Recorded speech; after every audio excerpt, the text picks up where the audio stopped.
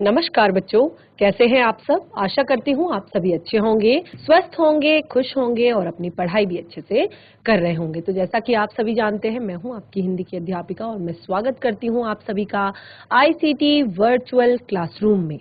और आज हम यहाँ पर एकत्रित हुए हैं पढ़ने के लिए क्लास 11th की हिंदी।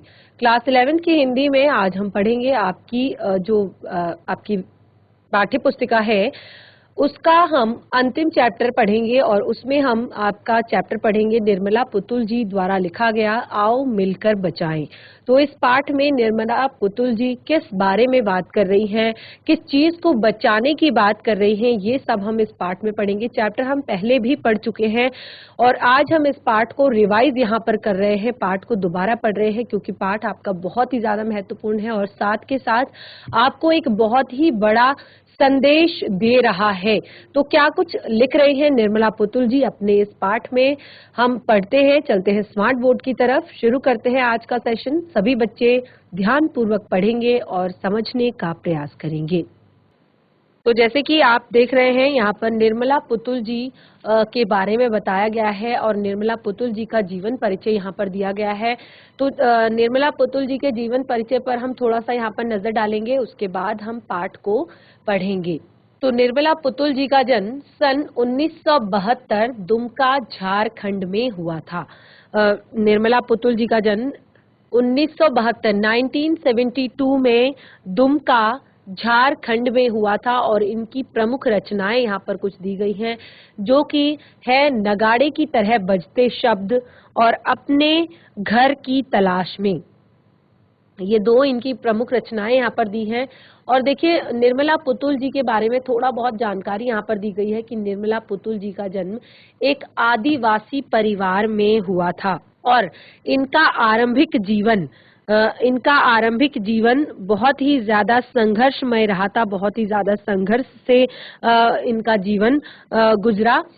और इनका घर में शिक्षा का माहौल था, घर में इनका शिक्षा का माहौल था और जो इनके पिताजी और चाचा थे वो एक शिक्षक थे और इसके बावजूद भी, क्योंकि शिक्षा का माहौल था, लेकिन इसके बावजूद भी रोटी की समस्या से जूझने के कारण, यानी कि मतलब एक शिक्षा का माहौल था, सब कुछ था, दोनों पिता और जो चाचा थे वो शिक्षक थे, लेकिन फिर भी क्योंकि उस समय पर बहुत ज्यादा पैसे नहीं मिला करते थे किसी भी काम के, तो यहाँ पर रोटी की समस्या से जूझने के कारण इनका जो नियमित अध्ययन था कि अगर उस जो पैसे कमाए जा रहे हैं उसमें केवल घर परिवार का पालन पोषण ही हो सकता था, घर परिवार को पाला पोसा जा सकता था, तो उसी के कारण निर्मला पुतुल जी ने जो आगे की पढ़ाई है उनकी अधूरी रह गई और इनका जो नियमित अध्ययन था वो बाधित हो गया। तो बहुत सारी बातें इनके यहाँ पर लिखी गई हैं इनके बारे में और इस पाठ के बारे में। तो इसमें इन्होंने अपनी जो, ये एक आदिवासी परिवार से हैं, तो यहाँ पर जो पाठ है इसमें निर्मला इन्होंने पुतुल जी ने अपनी इस कविता के माध्यम से जो एक अनोखी संथाली सभ्यता जो है, क्योंकि आदिवासी जो लोग हैं उनमें अलग अलग सभ्यताएं होती हैं, तो एक अनोखी संथाली जो सभ्यता है और संस्कृति है उससे हमारा परिचय इन्होंने इस पाठ में कराया है। देखिए पाठ हम पहले भी पढ़ चुके हैं, पाठ को हम बहुत अच्छे से समझा है हमने पहले और एक्सप्लेन किया है, भावार्थ समझा है, क्योंकि परीक्षाएं चल रही हैं तो इसमें आपको हर पार्ट को जो ऐसा है कि जो टफ लगता है उसको रिवाइज करना बहुत ज्यादा जरूरी है। तो हमने यहाँ पर बताया कि इस कविता के माध्यम से कवयित्री अनोखी संथाली सभ्यता से हमारा परिचय कराती हैं और वो कवयित्री, जैसे कि आप चैप्टर का नाम देख रहे हैं आओ मिलकर बचाएं, तो कवयित्री क्या बचाना चाहती हैं? कवयित्री अपने लोगों से, अपने क्षेत्र के लोगों से, जो अपना क्षेत्रीय प्राकृतिक परिवेश है, जो शुद्ध हवा है, जो पानी है, जो पेड़ पौधे हैं, जो लोकगीत है, जो अपनी सभ्यता संस्कृति है, उसको बचाकर सहेज कर रखने का आग्रह इस पाठ में कर रही है। तो बहुत ही अच्छा ये चैप्टर है जो कि एक ज्ञान, एक सीख हमें देता है कि किस तरह से हमें अपनी सभ्यता को, अपनी संस्कृति को, अपने क्षेत्र की शुद्ध हवा पानी, अगर सभी लोग ये समझने लग जाएं तो आधी जो पृथ्वी है वो तो इसी तरह से साफ सुथरी स्वच्छ हो जाएगी और पूरी संस्कृति भी बनी रहेगी। और वो क्या यहाँ पर कहती हैं कि संथाली समाज के जो नकारात्मक और सकारात्मक दोनों जो पक्ष हैं, उन दोनों पक्षों को यहाँ पर वो बड़ी बेबाकी के साथ हमारे सामने रख रही है। तो क्या कुछ कहती है वो अपनी इन पंक्तियों में, हम उनको समझने का प्रयास करते हैं। आओ मिलकर बचाएं, पाठ का जो नाम है, आओ मिलकर बचाएं। क्या बचाने की बात कर रही हैं?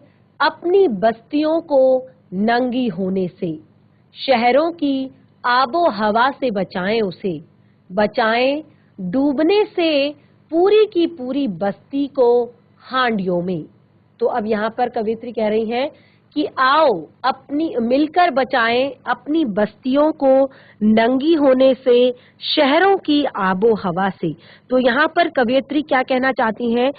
जो ये पंक्तियां हैं इसमें कवियत्री अपनी जो संथाली, जो आदिवासी जो संस्कृति है उसके बारे में बात कर रही हैं कि हमें अपनी सभ्यता और अपनी संस्कृति को शहरी सभ्यता और संस्कृति के कुप्रभाव से, क्योंकि क्या हो रहा है, शहरों में ज्यादातर पश्चिमी देशों का अनुकरण किया जा रहा है हर चीज में। ठीक है, अगर कोई सही चीज है आप उसका अनुकरण कर सकते हैं, लेकिन गलत चीजों में जब आप इतने समझदार हैं कि क्या सही है और क्या गलत है, तो उसमें आप थोड़ा सा उसको अवॉइड जरूर कर सकते हैं, उसको आप जरूर छोड़ सकते हैं। लेकिन ऐसा लोग नहीं कर रहे हैं। लोग सोचते हैं कि अगर हम इस चीज को अपनाएंगे तो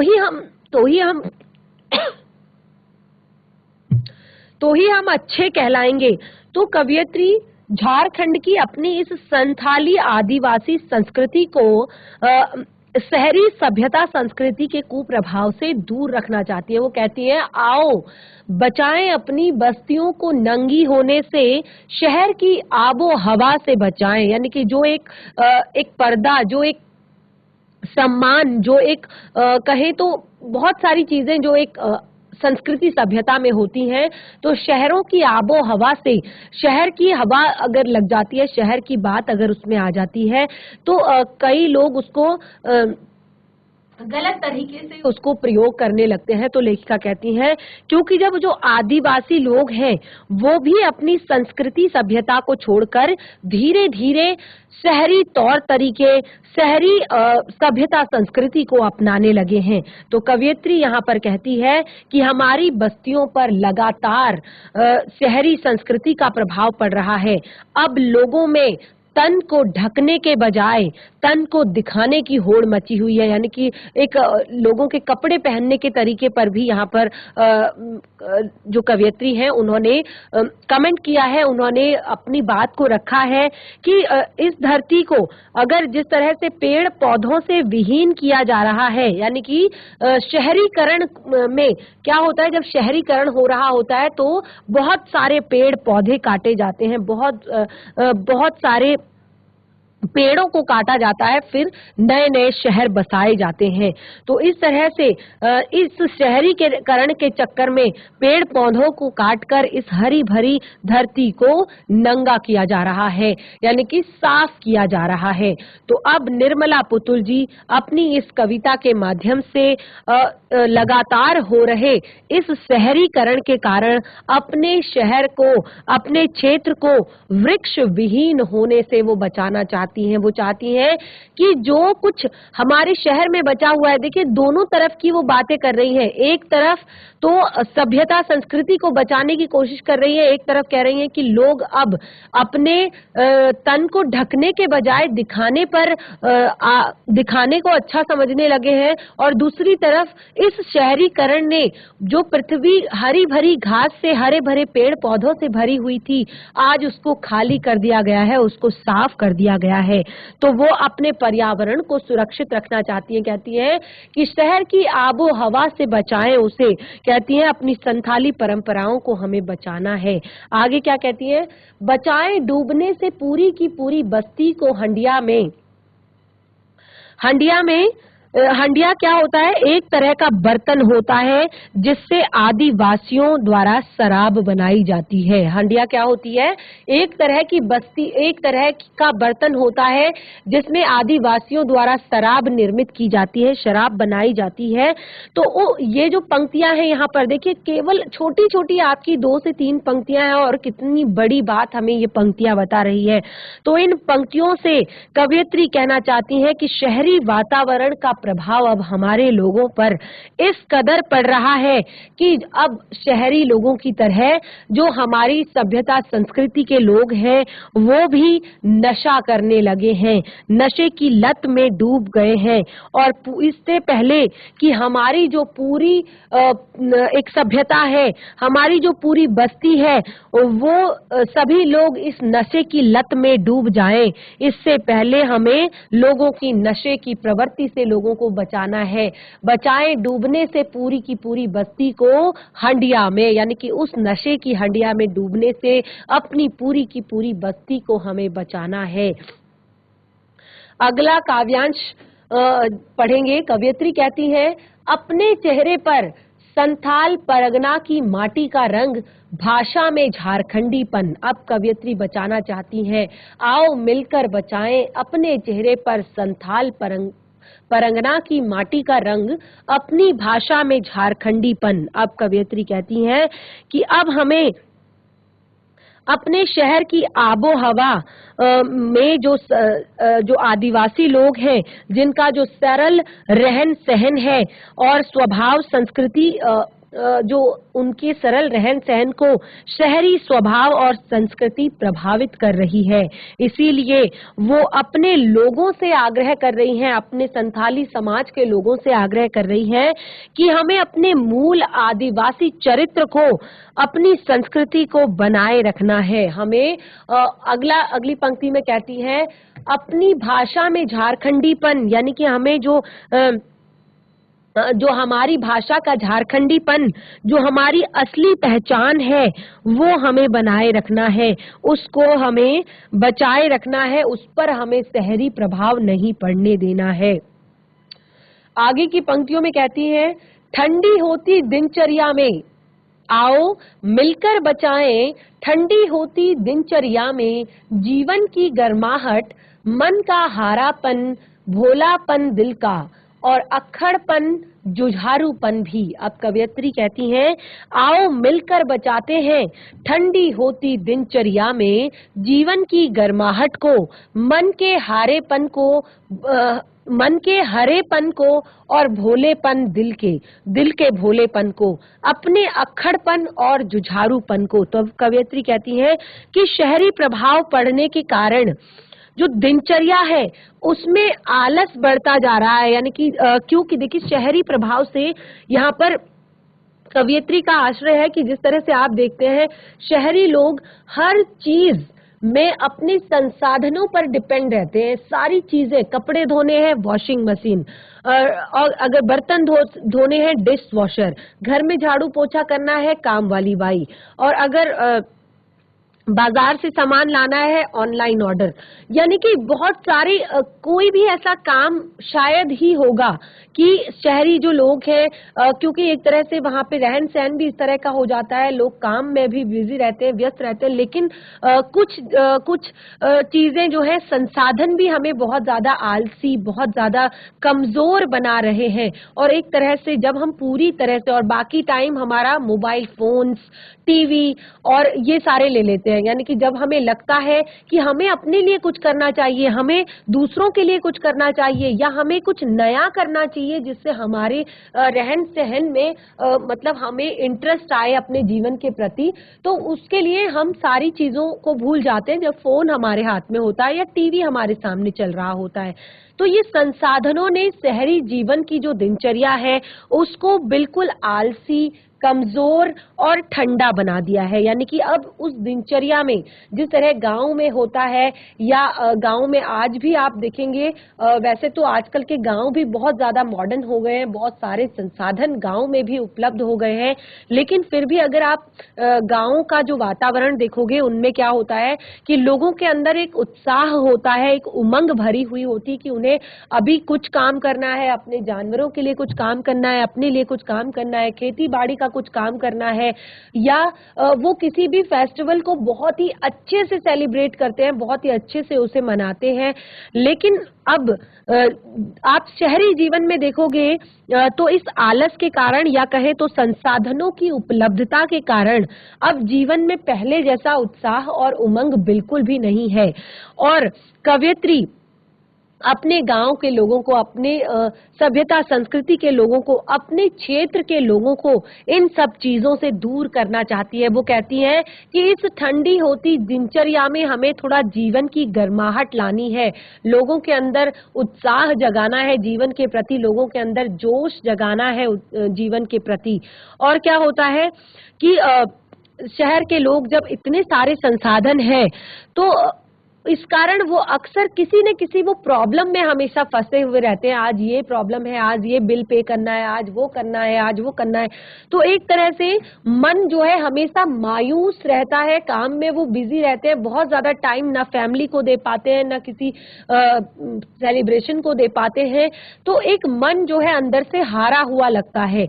तो अब यहाँ पर कवयित्री मन के उस हरेपन को जगाना चाहती है, उस मन के हरेपन को बचाना चाहती है, मन को हारने से रोकना चाहती है और दिल के भोलेपन को, क्योंकि जहां पर इंसान को बहुत ज्यादा संसाधन है, बहुत सारी चीजें हैं, तो वो स्वार्थी भी बहुत ज्यादा होता जाता है। तो स्वार्थ के कारण वो कई छल कपट करने लगता है। सीधा सा इंसान भी बहुत अलग अलग तरह के चीजों से छल कपट करके अपने लिए वो सोचता है, तो उसका मन का जो भोलापन है वो भी धीरे धीरे समाप्त हो रहा है। तो उस भोलेपन को भी बचाना है। और मेन है अक्खड़पन और जुझारूपन, जो आदिवासियों के स्वभाव की विशेषता है। तो लेखिका कहती है कि हमें उसे बिल्कुल भी नहीं खोना चाहिए, क्योंकि उनका दिल भी अब भोलापन जो है शहरी प्रभाव से प्रभावित ना हो, यानी कि उनमें, उनके दिल में भी कहीं स्वार्थ ना आ जाए। तो उनके दिल के भोलेपन को बचाना है, उनके अक्खड़पन को, उनके जुझारूपन को। अक्खड़पन यानी कि वो कभी भी दिखावा नहीं करते हैं, वो जिस तरह की प्रवृत्ति के होते हैं सभी लोगों के सामने उसी तरह का व्यवहार वो करते हैं। जुझारूपन यानी कि किसी काम के लिए डेडिकेशन, उनका जो भी वो काम हाथ में लेते हैं उस काम को करते हैं। तो कवयित्री इन सभी बातों से अपने झारखंडी, अपने संथाली समाज की पहचान, जो वहां के लोगों का उत्साह से भरा जीवन है, उनका जोशीला मन है, उनके दिल का भोलापन है, उनके स्वभाव का अक्खड़पन है, उनके मन का जुझारूपन जो है उसे वो बनाए रखना चाहती हैं, उसे वो हमेशा सुरक्षित रखना चाहती हैं। इसलिए कवयित्री कहती हैं, आओ मिलकर बचाएं ठंडी होती दिनचर्या में जीवन की गर्माहट, मन का हरापन, भोलापन, दिल का अक्खड़पन, जुझारूपन भी। आगे की पंक्तियों में कवयित्री कहती है, जो हमारा काव्यांश 4 है, भीतर की आग, धनुष की डोर, तीर का नुकीलापन और कुल्हाड़ी की धार, जंगल की ताजी हवा, नदियों की निर्मलता। तो अब यहाँ पर आगे कवयित्री कहती है, पहाड़ों का वो मौन, गीतों की वो धुन, मिट्टी का सौंधापन और फसलों की लहलहाहट। अब कवयित्री बचाना चाहती है अपने भीतर की उस आग को, धनुष की डोरी को, तीर के नुकीलेपन को, कुल्हाड़ी की धार को और जंगल की ताजी हवा और नदियों की निर्मलता को, पहाड़ों के उस मौन को और गीतों की वो धुन और मिट्टी का जो सौंधापन है अपने सभ्यता संस्कृति का और फसलों की जो लहलहाहट वहां पर है।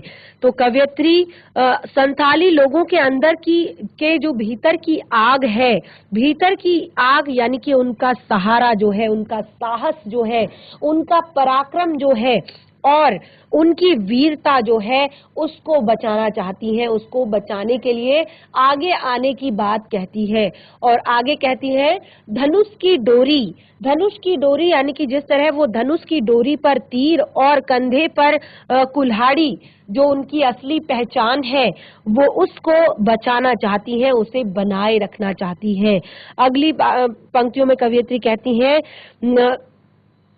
जंगल की ताजा हवा, नदियों की निर्मलता, पहाड़ों का मौन, क्योंकि प्रकृति ने झारखंड को भरपूर प्राकृतिक संपदा से नवाजा है, भरपूर प्राकृतिक संपदा झारखंड में है।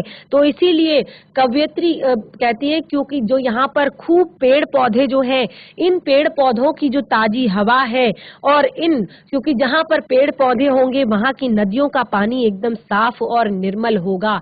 तो उन स्वच्छ जंगलों की ताजी हवा, नदियों के निर्मल जल और जो यहाँ पर पहाड़ों का मौन है, जो ऊंचे नीचे पहाड़ जो है एकदम इनमें शांति जो छाई हुई है, और आदिवासी लोगों के जो गीतों की धुन है, एक तरह से कहें जो उनके लोक गीत हैं, और उनकी जो साफ स्वच्छ निर्मल मिट्टी जो है उसका जो सौंधापन है, और उन सौंधेपन व खेतों में लहलहाती फसलों का की जो विशिष्टता वो इस क्षेत्र को जो प्रदान की गई है प्रकृति ने, उसको वो बचाना चाहती है। वो कहती है क्यों ये पश्चिमी सभ्यता के अनुकरण के कारण, क्यों इस शहरी सभ्यता के अनुकरण के कारण हम इन सभी प्राकृतिक संपदाओं को छोड़ रहे हैं, इनको नष्ट कर रहे हैं। तो हमें इनको अपने भविष्य के लिए, अपने बच्चों के लिए, अपनी आने वाली पीढ़ी के लिए, अपने आने वाले कल के लिए इन्हें बचा कर रखना है। आगे कवियत्री कहती हैं कि अपने इन पंक्तियों में कि जो संथाल परंपरा की जो मिट्टी की भीनी खुशबू है, खेतों पर लहलहाती जो फसल है, यहाँ के जो लोक गीत हैं, वही सब इस संस्कृति की पहचान है। और इस सब को हमें इस शहरी सभ्यता से, इस शहरीकरण के प्रभाव से, इस शहरी संस्कृति के प्रभाव से हमें बचाए रखना है। बहुत ही प्यारी पंक्तियां आगे की पंक्तियों में कवियत्री कहती है, नाचने के लिए खुला आंगन, गाने के लिए गीत, हंसने के लिए थोड़ी सी खिलखिलाहट, रोने के लिए मुट्ठी भर एकांत। अब कवियत्री बहुत ही प्यारी पंक्तियों से यहाँ पर अपने अगले काव्यांश की ओर बढ़ रही हैं। कहती है क्योंकि शहरी नाचने के लिए खुला आंगन। देखिए एक छोटी सी पंक्ति में कितनी बड़ी बात कवियत्री ने स्पष्ट की है कि शहरों में बढ़ती हुई जनसंख्या के कारण जो घर और आंगन है उनका आकार बहुत छोटा होता जा रहा है। आप देखेंगे कि 10 से 15 मंजिला घर होते हैं, केवल फ्लैट होते हैं, ना कोई आंगन वहां पर होता है, ना कोई वहां पर पड़ोसी आपका होता है, ना कोई आपका घर ही बहुत बड़ा होता है, 2 BHK 3 BHK इस तरह के वहां पर घर होते हैं, और केवल उतने में ही आपका सब कुछ रहन सहन आपको करना होता है। तो शहरों की इस बढ़ती हुई जनसंख्या के कारण खुला आंगन नहीं है, लोग खुलकर गीत नहीं गा सकते, हंसने के लिए थोड़ी सी खिलखिलाहट भी हमारे पास नहीं बची है। यानी कि कवियत्री कहती है कि अब हमारे बच्चों के लिए जो घर और आंगन है वो अब यहाँ पर समाप्त हो रहे हैं। यानी कि कहीं पर भी नाचने के लिए, कोई भी सेलिब्रेशन करने के लिए, पहले गांव में क्या होता था कि लोगों को कोई भी फेस्टिवल करना है वो अपने घर में किया जाता था, अपने घर में तैयारी की जाती थी, शादी विवाह अन्य प्रोग्राम जो होते थे सब घर पर किए जाते थे। आजकल सीधे होटल हम बुक करते हैं और वहीं पर शादी विवाह हो जाता है, और घर पर लगता भी नहीं है कि किसी की शादी हुई है या कोई प्रोग्राम हुआ है। तो एक तरह से उत्साह तो इसी तरह से खत्म हो जाता है। पहले लोग अपने घरों की साफ सफाई करते थे, साज सज्जा करते थे, और अलग सा उत्साह एक होता था लोगों के मन में कि हम अलग तरीके से अपने घर को सजाएंगे, डेकोरेट करेंगे, लोगों से अलग हमारा घर दिखना चाहिए। लेकिन अब बिल्कुल इस तरह की कोई बात नहीं रह गई है, क्योंकि सीधे होटल बुक करेंगे, कोई वेडिंग पॉइंट बुक करेंगे या कोई बड़ा सा मैरिज हॉल बुक करेंगे, और बस वहीं पर सारी चीजें, सारे फंक्शन हो जाते हैं। तो कोई भी ऐसी जगह नहीं बची है कि जहां पर कोई ऐसा खुला आंगन, यानी कि कवियत्री कहती हैं कि गाँव में हमारे पास नाचने के लिए, गाने के लिए, मौज मस्ती करने के लिए खुले स्थान होते हैं, जहाँ पर हम अपनी खुशी और आनंद को प्रकट करते हैं, लोगों के साथ शेयर करते हैं, लोगों के साथ बांटते हैं और अपने सुंदर लोकगीत गाते हैं। अपने लोकगीतों, अपनी खुशी को लोकगीतों के, जैसे आप देखते हैं गढ़वाल कुमाऊं में किस तरह से झोड़ा चांचरी बहुत खुले मैदान में लोग करते हैं, मंदिरों में जाकर करते हैं, अपने घरों में जाकर करते हैं और एकदम अपनी खुशी को सबके साथ शेयर करते हैं वो लोग। तो लेखिका कहती है कि ये सारी चीजें जब हम अपने खुशी को अपने लोक गीतों के जरिए प्रकट करते हैं, तो शहरीकरण के कारण, आबादी के कारण जो खुले मैदान है, एकांत है, अब वो समाप्त हो रहा है। अब हंसने के लिए भी, खिलाने के लिए भी, क्योंकि हम फ्लैट में रहते हैं, वहां पर जोर से गाना नहीं बजा सकते, वहां पर जोर से नहीं हंस सकते, जोर से बातें नहीं कर सकते, क्योंकि आपके सामने वाला भी आपके साथ रहता है, पता नहीं कौन से किस तरह की सिचुएशन उसके घर में है, क्या उसके परिवार में हो रहा है। तो एक बैलेंस बना के आपको चलना होता है कि हर चीज को आपने देखना होता है कि आपको किस तरह से सोसाइटी में रहना है। तो रोने के लिए मुट्ठी भर एकांत, तो जैसे कि हमने बताया घर छोटे होते जा रहे हैं, तो परिवार में इतना भी ऐसा नहीं है कि लोग एकांत में, कोई प्राइवेसी, अपना एकांत में रहकर वो 2 मिनट अपने दुख को लेकर थोड़े आंसू नहीं बहा सकता वो। तो इस तरह से आगे कहती है कवियत्री, बच्चों के लिए मैदान, पशुओं के लिए हरी घास, बूढ़ों के लिए पहाड़ों की शांति। तो कवियत्री कहती है कि जो ये शहरीकरण है, इसमें क्या होता है कि लोग एक दूसरे को नहीं पहचानते कि मेरा पड़ोसी कौन है, कहाँ का है, क्या करता है, कुछ नहीं जानते और अपने सुख दुख दोनों में ही उन्हें अकेला रहना पड़ता है।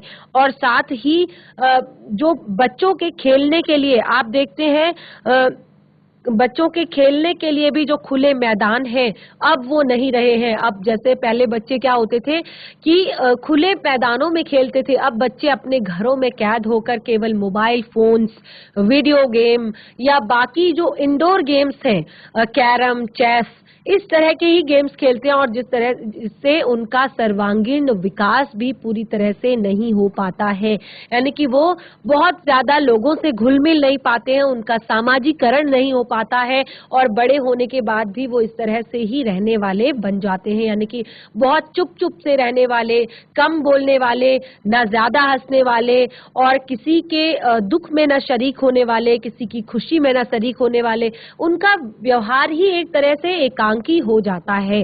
तो बच्चों के लिए ऐसा कोई खुला मैदान अब नहीं रहा। दूसरा, पशुओं के लिए हरी घास नहीं रही। पशुओं को आप देखते हैं शहरों में किस तरह से या तो कूड़े के ढेरों पे वो दिखाई देंगे आपको, या सड़कों पर टहलते हुए पशु आपको दिखाई देंगे। जो एक हरी घास जो पशुओं के लिए होती थी, जो खुले मैदान उनके चरवाहे उनके लिए होते थे, वो सब समाप्त हो चुका है। और बूढ़ों के लिए पहाड़ों की शांति, बुजुर्ग जो लोग थे वो अब बुजुर्गों को अब वैसी शांति नहीं मिल पाती जैसे अमूमन पहाड़ों पर छाई रहती है, क्योंकि जो वृद्ध लोग होते हैं उनका मन करता है कि वो किसी एकांत पर जाएं और वहां पर वो प्रकृति का आनंद लें, वहां पर वो भगवान का स्मरण करें। तो अब उनके लिए वो पहाड़ों की शांति भी नहीं बची है। इसीलिए यहाँ पर कवियत्री अपनी अगली पंक्तियों में कहती है, और इस अविश्वास भरे दौर में थोड़ा सा विश्वास, थोड़ी सी उम्मीद और थोड़े से सपने। अब कवियत्री यहाँ पर बचाना चाहती है कि इस अविश्वास भरे दौर में, क्या कहना चाहती है कि इस अविश्वास भरे दौर में थोड़ा सा विश्वास वो बचाना चाहती है, थोड़ी सी उम्मीद बचाना चाहती है, थोड़े से सपने बचाना चाहती है और कहती है कि आओ मिलकर बचाएं। इस दौर में बचाने को बहुत कुछ बचा है अभी हमारे पास। यानी कि कवियत्री कहती हैं कि जो हमारी सभ्यता संस्कृति के कारण जब चारों तरफ लोगों में अविश्वास, ईर्ष्या, राग, द्वेष, इन सब की जो भावना आ गई है, इसमें हम थोड़ा सा उम्मीद बचाएं अपने आने वाले जीवन के लिए, ताकि हम अपने बच्चों को कुछ अच्छा सिखा सकें, अपने आने वाली पीढ़ी को कुछ अच्छा सिखा सकें और उनके अंदर विश्वास जगा सके, उनके अंदर थोड़ा-सा उम्मीद जगा सके, ताकि वो सपने देख सके और उनका जीवन भी सुखी हो सके। अब अंत में कहती हैं कि आओ मिलकर बचाएं, इस दौर में बचाने को बहुत कुछ बचा है हमारे पास। तो ऐसा नहीं है कि सब कुछ है हमारे पास, अभी भी हमने बहुत कुछ बचाना है, बहुत कुछ रखा है बचाने के लिए, अपने आने वाली पीढ़ी के लिए। तो बच्चों, इस तरह से आपने देखा जो यहाँ पर निर्मला पुतुल जी का जो ये चैप्टर है, बहुत ही ज्यादा इंटरेस्टिंग है, बहुत ही ज्यादा ज्ञानवर्धक है। हर एक पंक्ति आपको बहुत ज्यादा ज्ञान देती है, बहुत सारी नई बातें आपको यहाँ पर बताती है। तो जैसे कि मैंने आप लोग को बताया, पाठ हम पहले भी पढ़ चुके हैं, केवल पाठ का रिवीजन यहाँ पर हो रहा था। तो पाठ से जुड़े हुए प्रश्नों उत्तर आपने कर ही रखे हैं अपनी कॉपी में। तो आप अपनी परीक्षा की तैयारी को अच्छे से कीजिए और परीक्षा में अपना बेस्ट देने की कोशिश कीजिए। तो आज का सेशन हमारा यहीं पे समाप्त होता है। हम मिलेंगे अपने नेक्स्ट सेशन में नए पाठ के साथ। तब तक के लिए धन्यवाद। आपका दिन शुभ हो।